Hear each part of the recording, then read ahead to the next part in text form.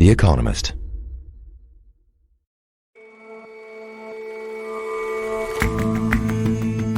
Hello and welcome to The Intelligence from The Economist. I'm Rosie Blore. And I'm Jason Palmer.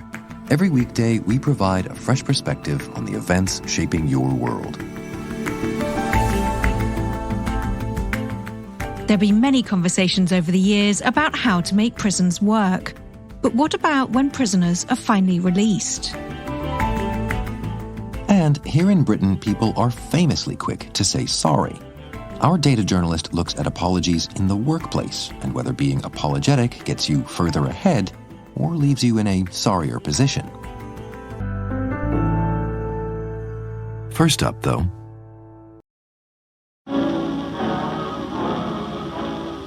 The principal application of bakelite resinoid is in the manufacture of molding materials. After the resinoid has been ground to a fine powder, fillers such as wood meal or fabric, as well as dyes and pigments, are added. The first plastic, as we now think of it, completely synthetic, hardened, endlessly shapeable, was called bakelite, and it was revolutionary. Containers and bottle caps are now molded from bakelite materials.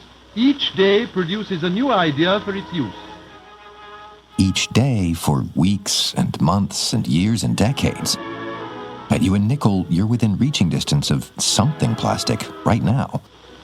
So many things in daily use, both in the office or home, are made of bakelite. That It's everywhere because it's so useful, so endlessly malleable, colorable, and, of course, durable, which in recent decades has given it a terrible reputation. Environmentalists really hate plastic. In part, that is because discarded plastics blight otherwise lovely landscapes, you find them in rivers and choking ocean life, but also increasingly it is because we are aware that they break into invisible fragments which have been found in rain, in food chains and in human brains after they've entered the food chain. Rachel Dobbs is The Economist's environment editor. But I think that a lot of times they're too hard on plastic. Plastic is a miracle material, and without it, the world would be significantly worse off. The problem is how we deal with it, and if you're thinking that the answer to the problem is just recycling, it's probably not true. All right, quite a bit to unpick right at the outset there. Let's start with miracle material. Tell me why that's your belief. So the really interesting thing about plastics is that because of their structure, they're made up of these kind of repeating units of monomers that can be edited into almost any kind of shape, which means that plastics can be used to replicate the properties of almost any material.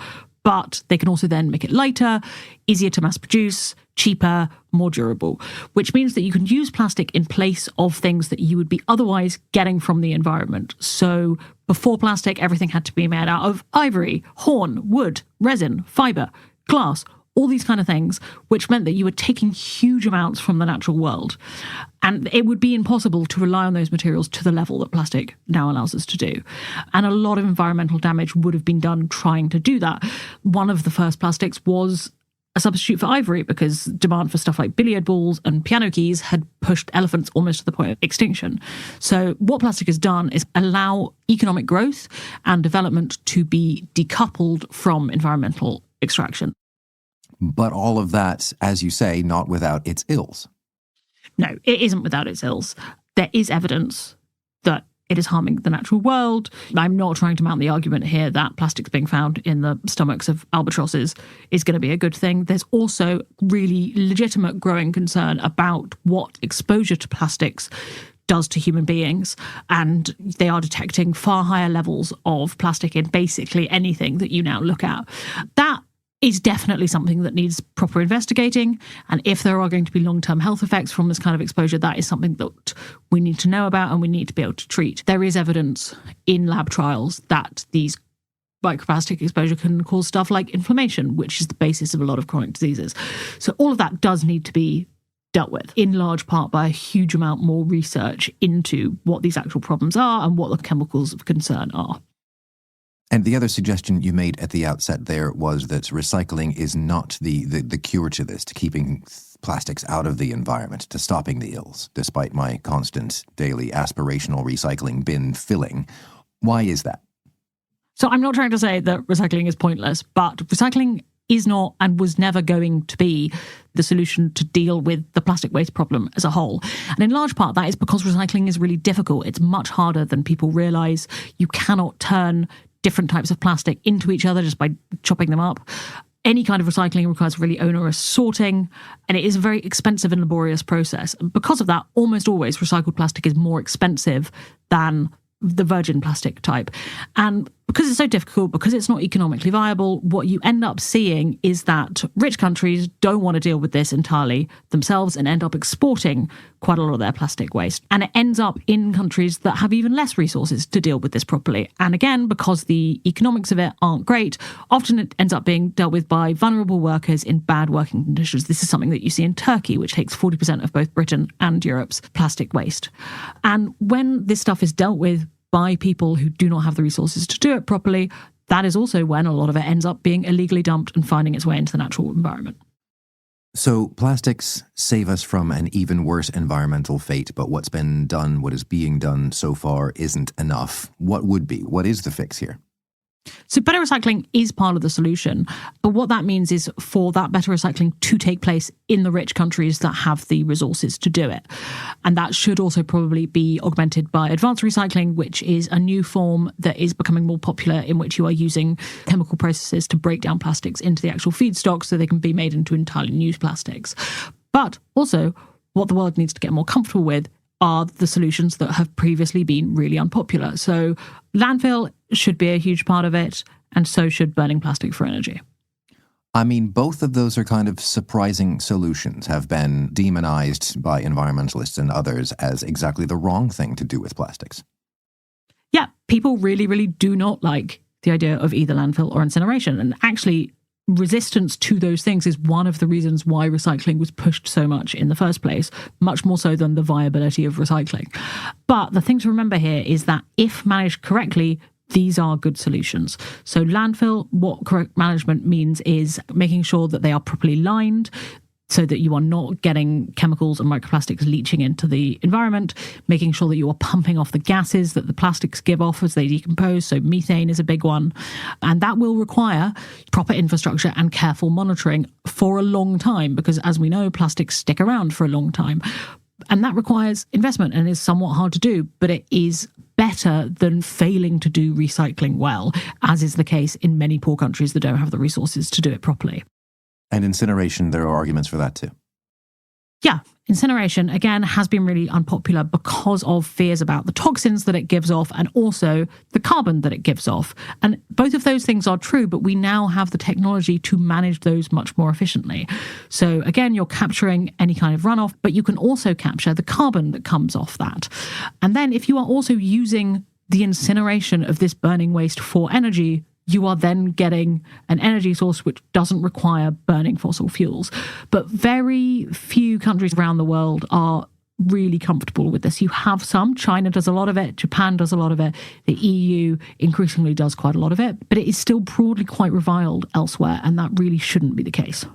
I mean, this all makes sense, and you say the technology exists, but the insistence at each stage is this is going to take some effort, is going to cost some money, but not expending the effort or the money is kind of how we've ended up with some of the system that we've got now, like sending your plastic waste to some other country to act as a landfill for you.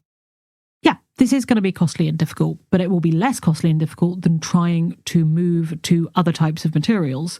And it is worth investing in because plastics do give us so much. We just need to work out a better way to deal with them at the end of their life cycle so that those benefits can continue being gained. We should all just wrap this up and then I'm going to go incinerate all of my recycling. No, because Jason, do you have proper facilities for carbon capture and storage? I don't think you do. What? Doesn't everybody?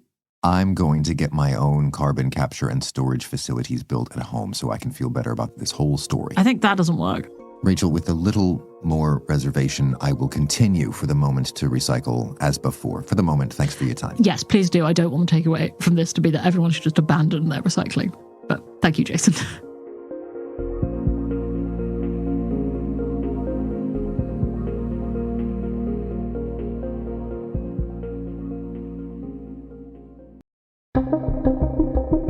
Few things are more likely to generate negative headlines than releasing thousands of prisoners early, as Britain's government found last autumn. In an attempt to free up capacity in prisons, the automatic release dates for many inmates were brought forward. Some left after serving only 40% of their sentence.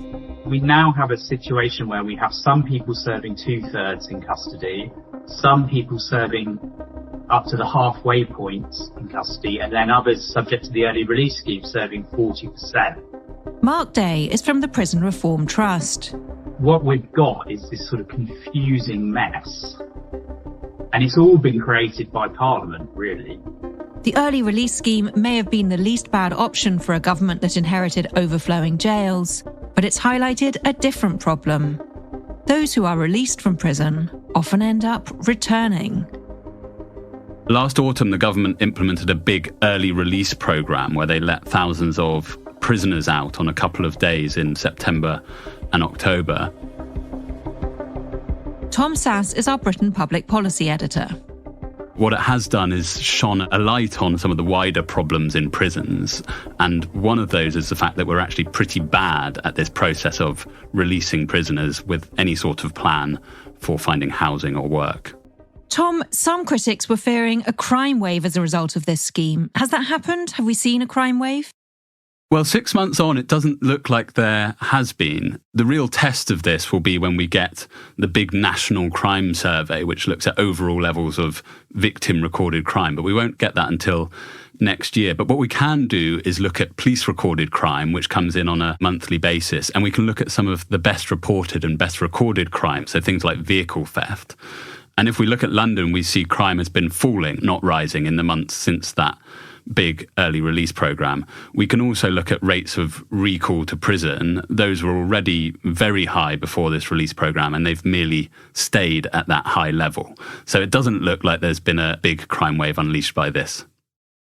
Tom, we've often talked about politicians discussing how to make prison work, but I think what you're saying is that we need to make prison release work better. Is that right?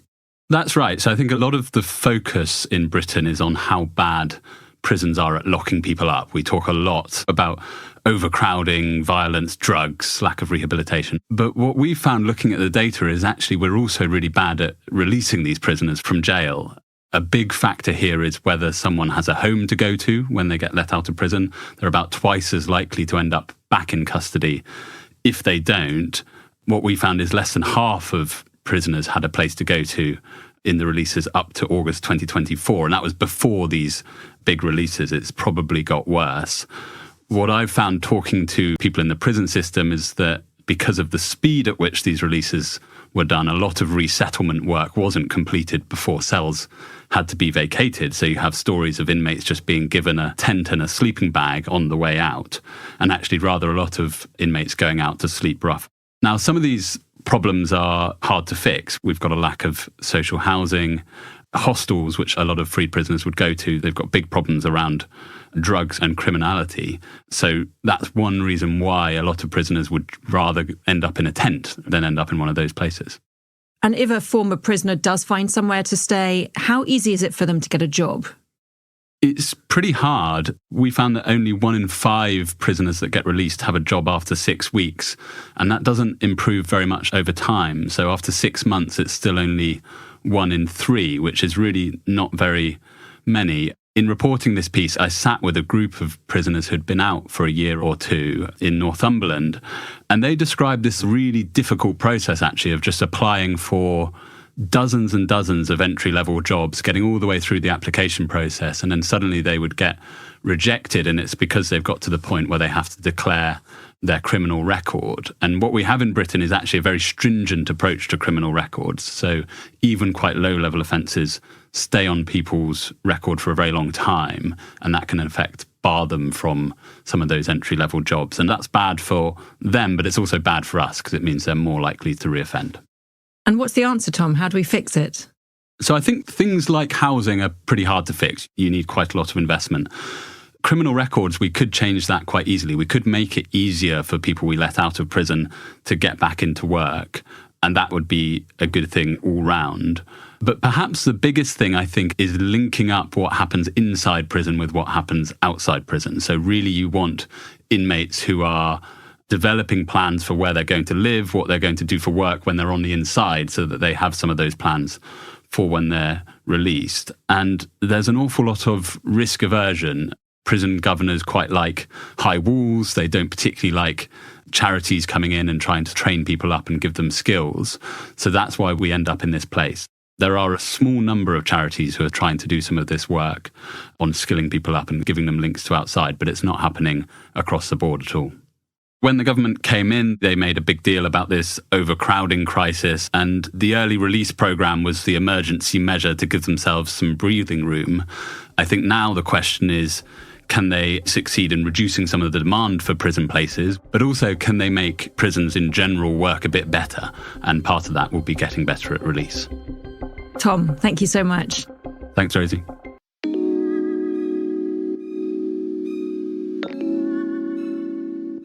Okay, one of our data journalists, Doug Dowson, is here. Hi, Doug. Hi, Jason. Right.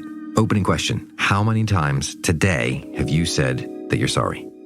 Today, well, I was brushing my daughter's hair this morning, and I was maybe a little bit too rough, and she gave a little ouch, and I apologize for that, I think. That seems fair. I gave 1 or 2 apologies on the tube. That always happens, bumping into people. People bumping into you, does that get a sorry? Yes.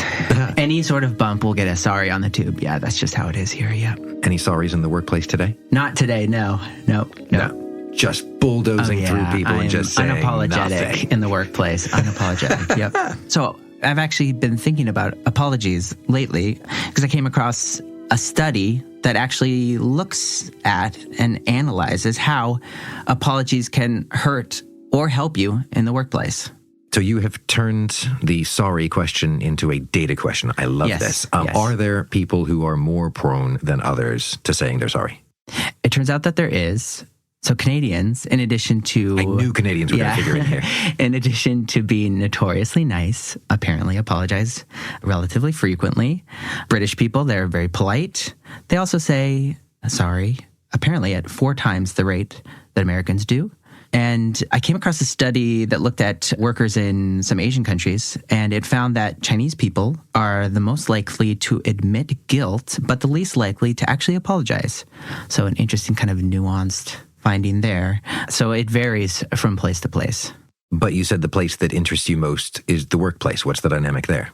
Yeah, so the conversation that comes up most often is about the differences between men and women and how women are often thought to apologize more often than men. There are those kind of phrases that come up all the time in emails. Sorry to bother you. No worries if not. That's a popular one. So these phrases apparently much more popular with women. And career experts think that this might hold women back. They say that it's intended to be friendly, but it can come across to some people as unserious or even incompetent.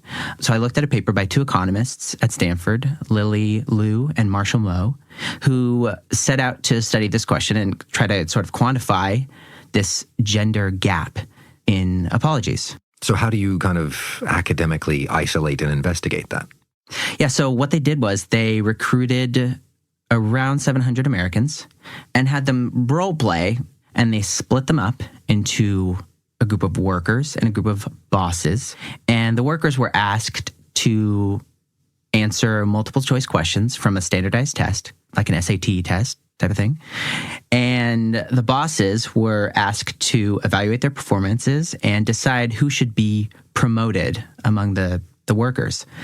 And the key point here is that before these promotion decisions were made, the workers were asked to write a note to their employer to try to sway the outcome. And what they found was that men and women performed equally well on the test, but women were twice as likely to include the word sorry or apologize in their messages to their employer. And then when they were asked afterwards, after taking the test, how apologetic they were about their performance, women were around 12% more apologetic than men. So 12% gap. It was a significant gap. I mean, that's interesting in itself, but I guess the bigger question is about whether that has any effect on promotion in this sort of role-playing exercise. Yeah, so that was the key question here. And what they found was when bosses were asked to kind of evaluate the workers. They evaluated we'll call them the apologizers, the people who apologized more. They evaluated them worse. But here's the thing. They also reported feeling warmer towards these workers. So those two effects kind of offset each other. It turns out that the more apologetic workers were promoted just as often as the other employees. So it didn't really have an effect whether they were apologetic or not.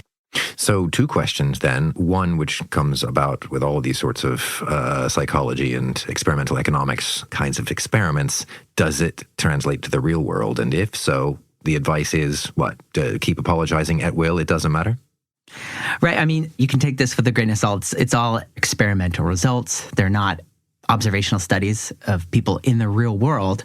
But the lesson seems to be workers don't have to avoid being warm and sometimes apologetic in their emails and other correspondences with people in the workplace. When it comes to furthering your career, at least in this lab at Stanford, it doesn't hurt to say, I'm sorry. Right. Doug, thanks for your time and sorry for interrupting your good work today. Thanks, Jason.